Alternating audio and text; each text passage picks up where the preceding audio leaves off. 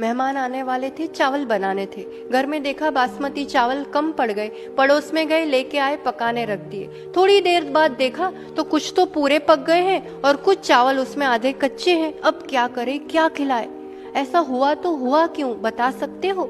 घर के चावल बासमती चावल, जो पड़ोस से लेके आए वो शरबती चावल थे। चावल चावल है, पर दोनों की जाति अलग अलग होने से और फिर उन दोनों का ही एक साथ संयोग होने से रिजल्ट सामने है। मनुष्यों में भी अनेक जातियां होती है, अपने में भी हुम्मड़, खंडेलवाल, पोरवाल, कोई भी जाति हो उसके अपने एक संस्कार, अपने एक गुणवत्ता, अपना एक आचरण होता है। जाति जन्म से होती है, धर्म धारण किया जाता है। हमने अपने पूर्व पुरुषार्थ से एक उच्च कुल और विशेष जाति में जन्म लिया है, ये हमने खुद चुना है।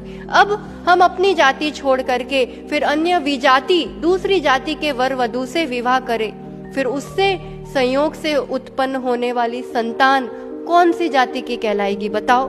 शारीरिक, मानसिक, बौद्धिक, स्पिरिचुअल हर स्तर से निश्चित रूप से वो एक कमजोर व्यक्तित्व होता है। हमें लगता है क्या फर्क पड़ता है, इंसान ही तो है, ये तो सब पुराने जमाने की बातें है, पर ऐसा नहीं है। It's true all time. दूध दूध है, पर जर्सी गाय का हो तो, क्योंकि दो अलग जाति की गाय से उत्पन्न वो एक थर्ड हाइब्रिड प्रोडक्ट है।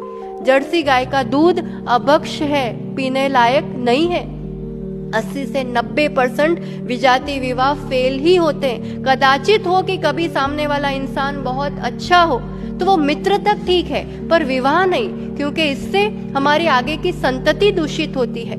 जो मोक्ष पद प्राप्त करने के जो 7 परम स्थान है, उसमें से सबसे पहली सीढ़ी सज्जातित्व, उसी से नीचे गिर गए तो फिर आगे कैसे बढ़ेंगे? मुनियारी का बनना तो दूर, वो कभी भी दान पूजा जैसे धर्म कार्य करने के लायक भी नहीं रहता है।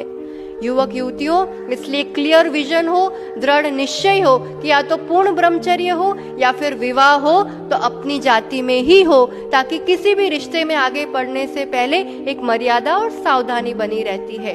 एक व्यक्ति के क्षणिक मोह के पीछे जन्मों जन्मों की अपनी कमाई को मत गवाओ। विजाति विवाह विनाश की राह, सज्जातित्व में एक सच्चे धर्मात्मा से विवाह सच्ची राह जो हर चाह पूरी करती है।